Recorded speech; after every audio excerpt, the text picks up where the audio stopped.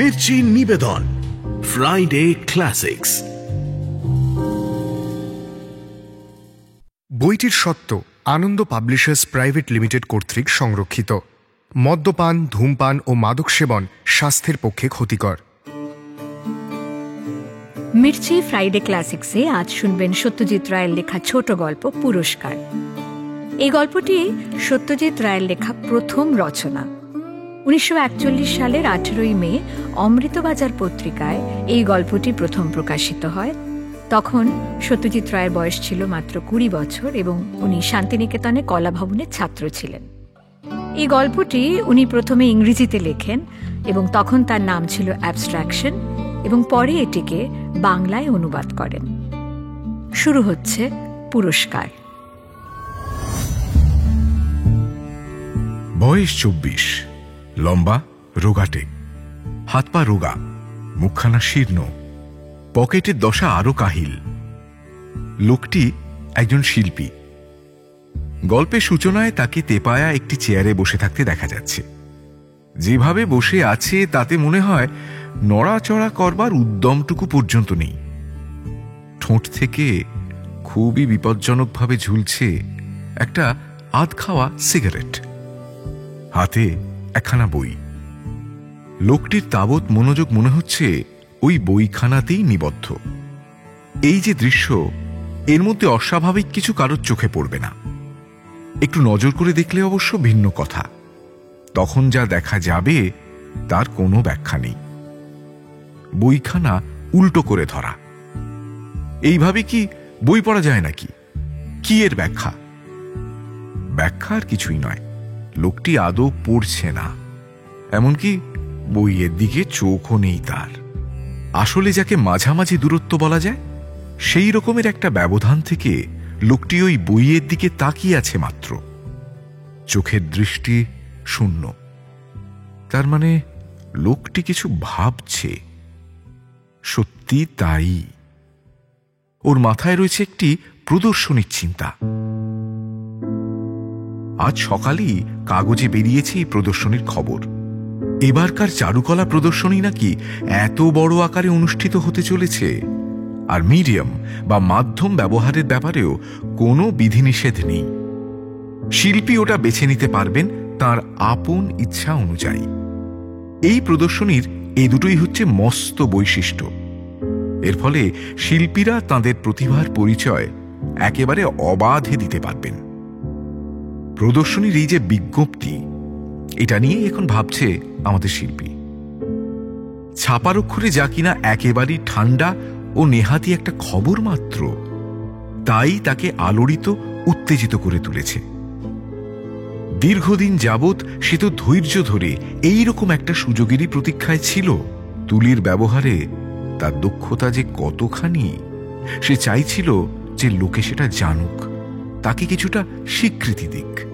সেই স্বীকৃতি পাওয়ার এই হচ্ছে একমাত্র সুযোগ। নিজের প্রতিভা সম্পর্কে কোনো অলীক ধারণা তার একেবারেই নেই। প্রদর্শনীতে বেশ মোটা অঙ্কের যেসব নগদ পুরস্কার দেওয়া হবে, সেসবের কোনোটাই যে সে পাবে এমন কথা সে কল্পনাও করে না। তার কাজের জন্য উদ্যোক্তাদের একটা প্রশংসাপত্র পেলেই সে খুশি হয়ে যায়। তাও যে পাবে এমন ভরসা তার নেই। কিন্তু তবু সে চাইছে যে প্রদর্শনীতে তার ছবি টাঙানো হোক, লোকে তার কাজ দেখুক। তাছাড়া ভিতরে ভিতরে একটা আশা যে নেই তাও হয়তো নয়। বলা তো যায় না, শিল্প প্রদর্শনী নিয়ে কাগজে কাগজে যেসব লেখা বেরোয় তাতে তার কাজের একটা উল্লেখ হয়তো থাকতেও পারে। কোনো সমালোচক হয়তো লিখতেও পারেন, শ্রী অমুকের আ ফ্যামিলি গ্রুপ চিত্রখানির আবেদনও কম নয়। তার কম্পোজিশন চিত্তাকর্ষক, রঙের নির্বাচনেও বেশ মুনশিয়ানার ছাপ রয়েছে, ইত্যাদি ইত্যাদি। শরীরে আলস্য, হাতের মধ্যে উল্টে ধরা বই। লোকটি এখন চিন্তামগ্ন। কি হবে তার ছবির বিষয়বস্তু, তাই নিয়ে সে ভাবছে। শিল্পের ব্যাপারে যদি তার কোনো ব্যক্তিগত পছন্দ অপছন্দ থেকেই থাকে, তো বলবো যে সে রিয়ালিজম বা বাস্তবতার অনুরাগী। যা বাস্তব তার সঙ্গে সে একেবারে আঠার মতো সেঁটে থাকে। প্রকৃতিকে ভেঙে চুরে বিকৃত করে দেখানোই তো আধুনিক শিল্পের রীতি হয়ে দাঁড়িয়েছে, কিন্তু তার সৌন্দর্যবোধ তাতে পীড়িত হয়। শিল্পে যা সাররিয়ালিজম বা অধিবাস্তববাদ বলে চলছে তা তার ভীতি উদ্রেক করে। তাছাড়া রেখার আকৃতি নিয়ে ওই যেসব পাগলামির খেলা, যার নাম দেওয়া হয়েছে অ্যাবস্ট্রাকশন বা বিমূর্ত শিল্প, ওটা তার মনে আদৌ কোনো সাড়া জাগায় না। তার বন্ধুদের মধ্যে অনেকেই শিল্প নিয়ে বড় বড় সব কথা বলে। তাদের কেউ বা শখের সমালোচক, কেউ বা নিজেই চিত্রশিল্পী। তারা তার সংকীর্ণ মনোভাবের নিন্দা করে বলে, তোমার কথা শুনলে হাসি পায় হে। ওইসব বস্তা পচা পুরনো ধারণা নিয়ে আর চলবে না। আধুনিক শিল্পীদের কাজগুলো সব ভালো করে দেখো, তার তাৎপর্য বোঝবার চেষ্টা করো। এটা তোমাকে করতেই হবে, না করে উপায় নেই। এই যে সব জিনিয়াস, এদের তুমি উপেক্ষা করবে কি করে? বলেই তারা একগাদা নাম আউড়ে যায়। খটোমটো সব নাম শুনে তার কান ঝাঁ ঝাঁ করতে থাকে, কিন্তু মতের কোনো বদল ঘটে না। আধুনিক শিল্পকলার উপরে যেসব বই রয়েছে তা যে সে কখনো পড়ে দেখবার চেষ্টা করেনি তা নয়, চেষ্টা করেছে একাধিকবার। কিন্তু সেই বইগুলির মধ্যে যেসব ছবি রয়েছে তা এতই কিম্ভূত ঠেকেছে তার কাছে যে পড়ার এগোয়নি। এইরকম একটা ছবির কথা মনে পড়ছে তার। ছবিখানা দেখে মনে হয়েছিল কাঁচা হাতে কেউ নিয়ান্ডারথাল বা পুরোপলীয় যুগের এমন এক আদি মানবীর ছবি এঁকেছে, যার সম্ভবত গোদ হয়ে থাকবে, সেই সঙ্গে যার গলাটা একেবারে জিরাফের মতো লম্বা। অথচ সেই ছবির কি নাম দেওয়া হয়েছে না আদর্শ নারী। ভাবা যায়? তার মনে হয়েছিল এর চেয়ে অদ্ভুত রসিকতা তো আর কিছুই হতে পারে না।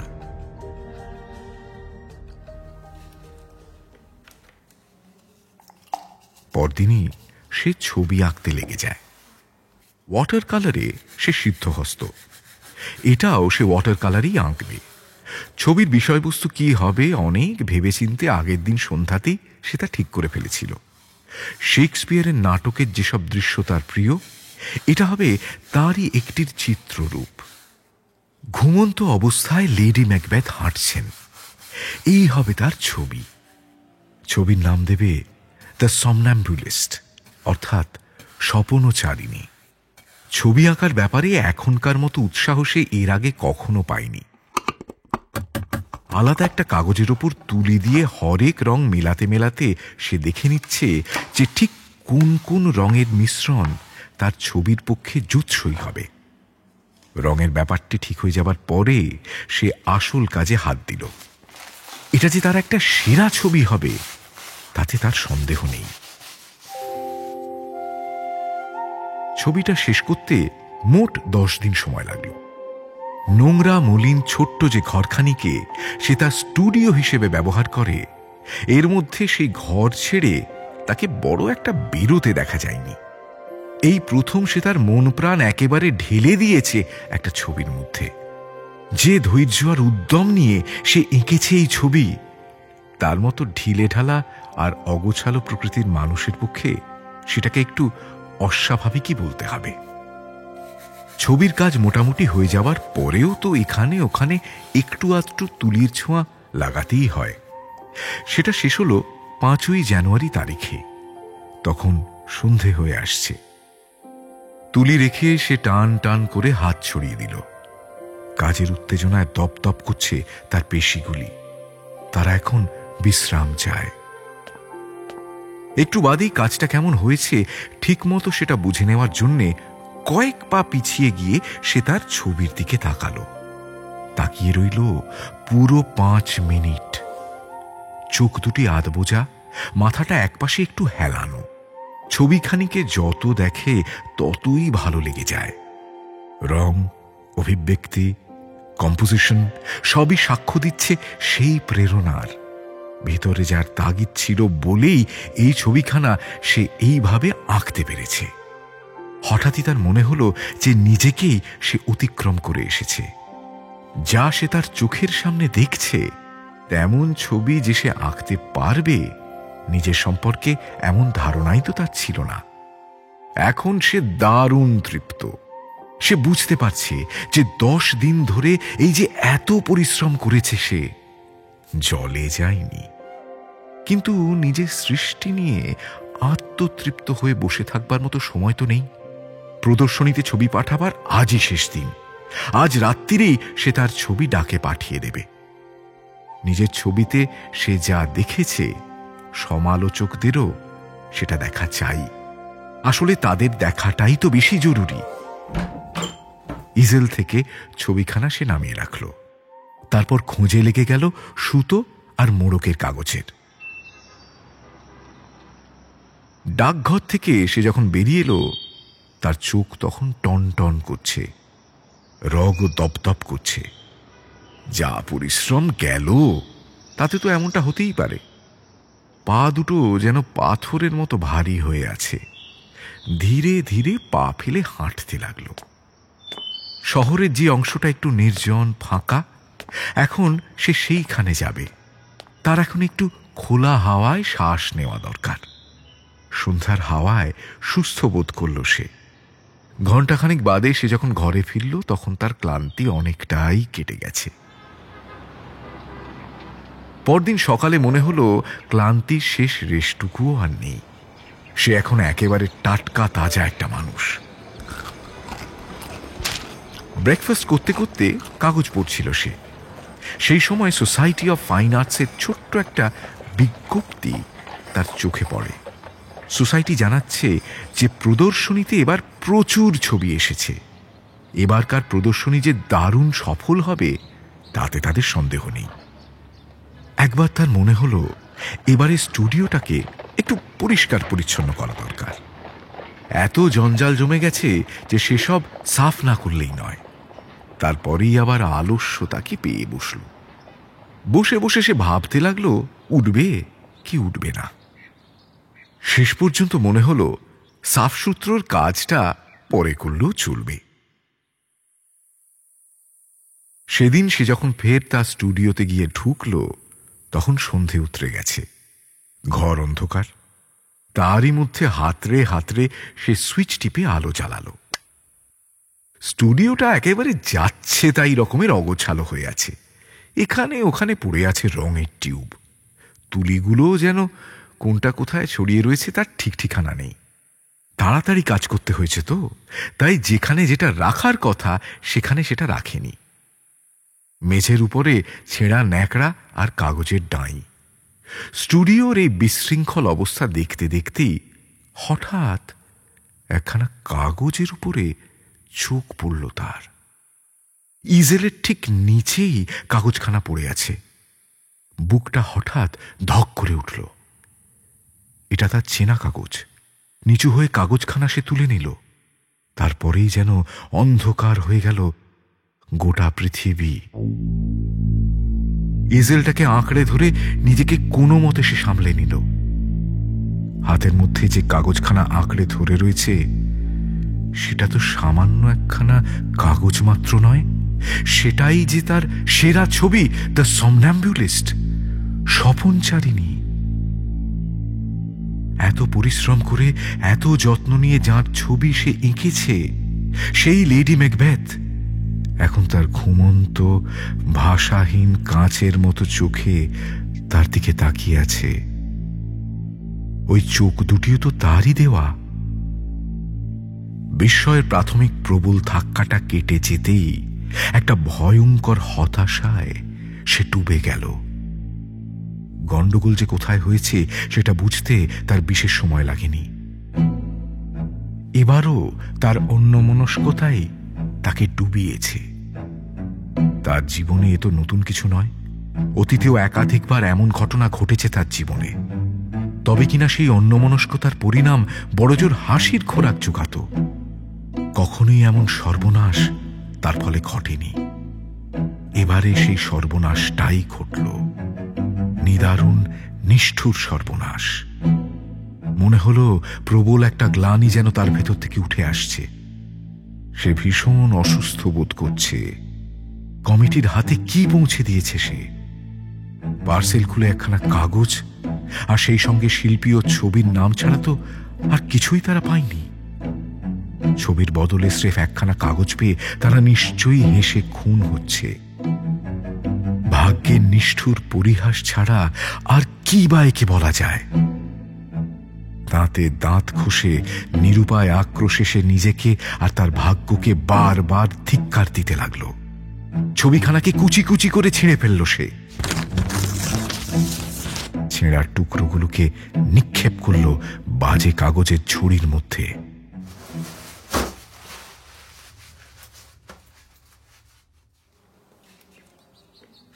পরের সপ্তাহে সে প্রাণপণ চেষ্টা করতে লাগলো এই বিপর্যয়ের কথা ভুলে যেতে।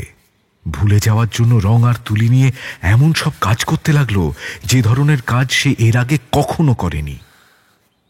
আসলে সে যখন এই চেষ্টা চালিয়ে যাচ্ছে, ভুলিয়ে রাখার চেষ্টা, আর বিপর্যয়ের ব্যাপারটা সত্যি ভুলতে বসেছে, ঠিক তখনই 15ই জানুয়ারির অর্থাৎ প্রদর্শনীর যেদিন উদ্বোধন হবে সেই দিনটির সকালে একখানা চিঠি তার কাছে এসে পৌঁছল। সে তার ব্রেকফাস্ট সেরে নিচ্ছে, এই সময় চিঠিখানা সে হাতে পায়। নীল রঙের লম্বাটে খাম, তার উপরে পরিচ্ছন্ন প্রতীক। কারা এই চিঠি পাঠিয়েছে তা ওই প্রতীক দেখেই বোঝা যায়। চিঠি পাঠিয়েছে সোসাইটি অফ ফাইন আর্টস। খাম খুলে চিঠি বার করবার আগে এক মুহূর্ত সে ভাবল যে চিঠিতে কি থাকতে পারে। তার মনে হলো রহস্যজনক পার্সেলটি সম্পর্কে সোসাইটি নিশ্চয়ই কিছু জানতে চাইছে। সম্ভবত এটা নিয়ম রক্ষার ব্যাপার মাত্র, সোসাইটি যা হামেশা করে থাকে। স্থিরভাবে খামের মধ্যে আঙুল চালিয়ে চিঠিখানা সে বার করে আনল। চিঠির সূচনা এরকম: প্রিয় মহাশয়, আমরা আপনাকে সানন্দ অভিনন্দন জানাই। কিন্তু এ তো অবিশ্বাস্য ব্যাপার। নিজের চোখকেই সে বিশ্বাস করতে পারছিল না। সংক্ষেপে আধা আনুষ্ঠানিক ভাষায় সোসাইটি তাকে জানাচ্ছে যে তার ছবি দ্য সমন্যাম্বুলিস্ট এবার প্রথম পুরস্কার পেয়েছে। চিঠির উপসংহারে রয়েছে স্বনির্বন্ধ অনুরোধ। প্রদর্শনীর উদ্বোধন দিবসের অনুষ্ঠানে তার উপস্থিত থাকা চাই। তার মাথা ঘুরছিল। ব্যাপারটার মাথা মুন্ডু সে কিছুই বুঝতে পারছিল না। খুশি হবে কি সে বিভ্রান্ত বোধ করছিল। প্রাথমিক উত্তেজনা কেটে যাওয়ার পর সে বুঝতে পারল যে কোথাও কিছু একটা গন্ডগোল ঘটেছে। নয়তো এমন হয় না, এমন হতে পারে না। আধ ঘন্টা বাদে সে যখন টাউন হলে গিয়ে পৌঁছল, নিরুদ্ধ উত্তেজনায় তখন তার দম প্রায় বন্ধ হয়ে এসেছে। টাউন হলের মস্ত ফটক সর্বসাধারণের জন্য খুলে দেওয়া হয়েছে। প্রদর্শনী দেখবার জন্য লোক এসেছে লাইন বেঁধে। অকারণে দরজা আটকে দাঁড়িয়ে আছে দুই বিপুলকায় শিল্পবোদ্ধা। তাদের ঠেলে ঠুলে কোনো রকমে সে ভিতরে গিয়ে ঢুকল। প্রদর্শনী দোতলায়, সিঁড়িতে চমৎকার গালচে পাতা। তার উপর দিয়ে একবারে 3 ধাপ করে সিঁড়ি টপকে সে দোতলায় গিয়ে পৌঁছল। যে হলে প্রদর্শনী, রঙের বাহারে সেটা ঝলমল করছে। চার দেওয়াল জুড়ে নানা আকারের অসংখ্য ছবি। তার মধ্যে যেমন আছে ছোট্ট ছোট্ট সব মিনিয়েচার, তেমনই আছে বিশাল সব ক্যানভাস। উত্তেজনায় তার বুকের মধ্যে ধকধক করছে। ঘুরে ঘুরে সে ছবি দেখতে লাগলো। যেসব ছবি পুরস্কার পেয়েছে তার প্রতিটির তলায় পরিচ্ছন্ন একটি লেবেল আঁটা, তাতে শিল্পী আর ছবির নাম। খুঁটিয়ে খুঁটিয়ে সেই লেবেলগুলো দেখে যাচ্ছে সে। উত্তর, পূব আর দক্ষিণের দেওয়াল শেষ করতে তার পুরো 1 ঘন্টা লেগেছে। ল্যান্ডস্কেপ, ফিগার, স্টিল লাইফ, নানান মাধ্যমে করা স্কেচ, কোনোটাই সে বাদ দেয়নি। এ যেন তার দৃষ্টিশক্তির অগ্নি পরীক্ষা। চোখ লাল, ব্যথাও করছে, কিন্তু তা হোক, রহস্যের সমাধান না করে সে ছাড়বে না। সে যখন পশ্চিমের দেয়ালে গিয়ে দাঁড়ালো, তখন তার উৎসাহ অবশ্য অনেকটাই ঝিমিয়ে গেছে। কিন্তু সেখানে গিয়ে যা দেখল, তাতে তার উৎসাহের যেটুকু যাও বা অবশিষ্ট ছিল তাও তার আর রইল না। দেয়াল জুড়ে ঝুলছে ভয়াবহ দুঃস্বপ্নের মতো সব ছবি, যার নাম কিনা অ্যাবস্ট্রাকশন বা বিমূর্ত শিল্প। প্রথম ছবিটাই প্রথম পুরস্কার পেয়েছে। নেহাতি অনিচ্ছায় প্রায় যন্ত্রের মতো সে ছবিখানার লেবেলের উপর চোখ রাখল। নামটা চেনা চেনা মনে হলো। আরে, এ তো তারই নাম। আর ছবির নাম, ওটাও তো তার চেনা, দ্য সমন্যাম্বুলিস্ট। কিন্তু এটা কিসের ছবি? তুলি দিয়ে এই যে রং বেরঙের ছোপ লাগানো হয়েছে, এরই বা অর্থ কি? এরকম কিছু তো সে কোশমিন কালেও আঁকেনি। একেবারে বিদ্যুৎ চমকের মতো এই ব্যাপারটা সে বুঝে গেল। ছবি নয়, এটা সেই কাগজখানা। ছবিতে যে যে রং ব্যবহার করবে তার মিশেল ঠিক করবার আগে এরই উপরে সে তার তুলি দিয়ে হরেক রঙের ছোপ লাগিয়েছিল।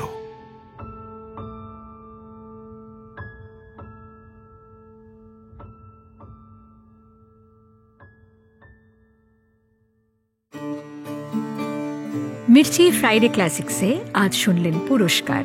রচনা সত্যজিৎ রায়, গল্প পাঠে সৌভিক গুহ সরকার, অন্যান্য চরিত্রে অত্রি, ধ্বনি পরিকল্পনা ও আবহ সঙ্গীত দীপক রায়, প্রচার অলঙ্করণ শুভজিৎ সাহানি, পর্ব পরিচালনা অরুণিমা দে, সমগ্র পরিকল্পনা ও পরিচালনায় ইন্দ্রাণী।